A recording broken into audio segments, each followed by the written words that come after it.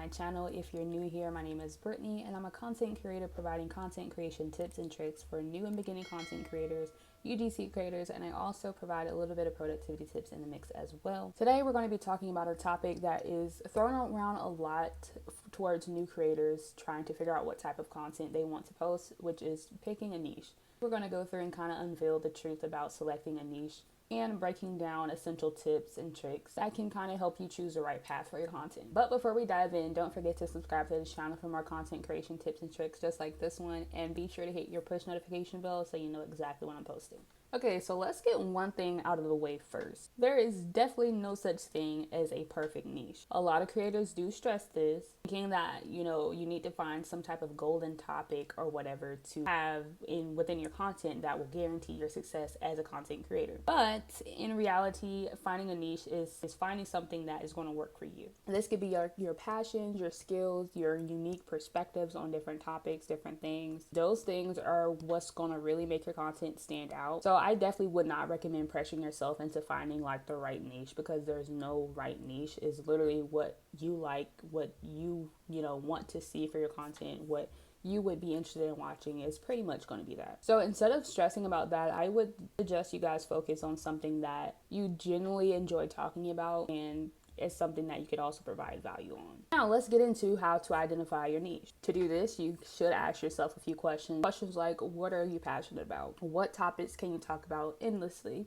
What do people usually come to you for advice on? And then you can also maybe combine that with what is trending. You can maybe do some research, see what's trending. Try to figure out, honestly, if there's any gaps in some of the content that you're seeing within the niche that you're going for, something that you can maybe provide that no one else is providing. And you can maybe try to fill in those said gaps with your own unique voice, your own perspective on how you would, go about things, and share that with others. So essentially, you should come to some type of intersection to where your passions and your knowledge of a certain topic can come together and kind of give the audience what they're actually looking for, if that makes sense. Another question I do see around the content space when it comes to finding a niche, and I honestly had this question for myself when I first started this page, and I again asked myself the same question when I started my second page, to the Brittanyverse page, because should you have like a broader niche, like is a widespread kind of thing that you can maybe talk about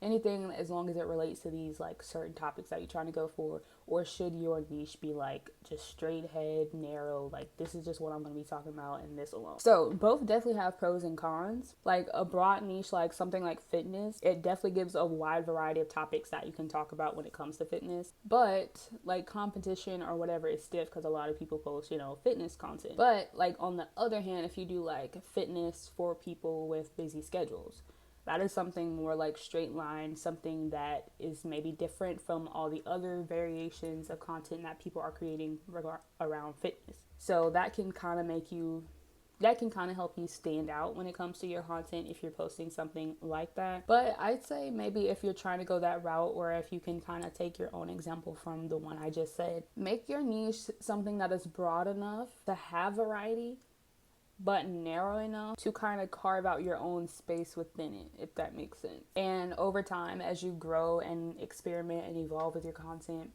your niche will grow, evolve as well. And also, you won't honestly know exactly, what your niche is going to be like set in stone until you actually test it out. So I'd say in the beginning, just get creative, start creating a variety of different content, see what you like, see what you don't like. If you have maybe like a niche in mind or something you can go with, try to create some type of content for that for the week or something, and see like, oh my gosh, I struggled so much to post this content when I thought that I was going to enjoy filming and putting it out, but it really is not sticking. So that's just off the drawing board. I wouldn't force anything. So if you do that, if you test it out and you just feel like it's just not gonna work, don't do it. Go find something else. I literally just went through this with my Brittanyverse page. I was like, yeah, I'm gonna post this and that, and this is what I'm gonna do because this is what I do on this page, and I'm just gonna do it.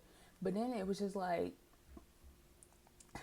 no, I don't want to do that. So definitely, as your pages, like I say a million times, nobody is forcing you to do any of this. So if you do decide to pursue it, then it should be something fun. It should be something that you're passionate about, something that you actually enjoy. So definitely keep that in mind when it comes to selecting a niche for your content. And lastly, something that you should definitely keep in mind as a content creator, and also in regards to picking your niche as a content creator, picking a niche is not set in stone. Once you pick a niche, you don't have to stay with that niche. I've followed many creators, one specifically I can call out, that used to do a whole lot of hygiene related videos, hygiene routines, hygiene tips, hygiene like talks and all that stuff. And then they grew out of it. People still came back to their content and was like, where's your hygiene videos? Where's your hygiene videos? Like, literally, the hygiene videos took them off, you know, but they just didn't want to do it anymore, and that's completely fine. You do not have to stay with one particular niche just because it responds well with your audience and you're getting a lot of like engagement, a lot of views or whatever. If it's not sitting right with you and your homegirls, do not do it, okay? Do not do it. We are all going to grow at the end of the day. We're all going to evolve at the end of the day. Our passions might change. Our, preferences, our likes, our dislikes, all that might change, and you don't have to, be stuck to do the same thing all the time if it's something that you're really not wanting to do, if that makes sense. So I definitely would also keep that in mind. We are creative beings. I myself have so many things that I want to do create as a creative, and that's why I created the Brittany verse, because it's literally going to be the universe of me, whatever I like. Y'all know I talk about manga on here, I talk about anime on here. I literally have I like a lot of things, and I'm not going to limit myself to just talk about this one thing. Like, I did start streaming. Am I just going to post game clips all the time because I like streaming? No. I might want to post some stuff about vlogs. I might want to post a nighttime routine. I might want to post, I don't know, my manga collection, even though I don't have one because I read manga on an app. I don't know. It could just be anything, okay? I don't want to limit myself to one thing. I might start a channel with, certain topics, certain things that I'm talking about, but it doesn't mean that, a year to 6 months down the line that I'm going to be talking about the same thing.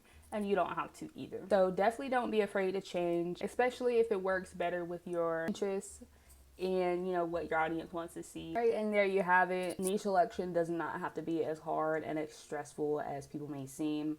Literally just go with what you know, honestly, and find topics, find different things where you can provide value on, and go from there. It's honestly about finding something that clicks with both you and the people watching you, and also being somewhat flexible as you grow, because we're not meant to stay the same. We're not meant to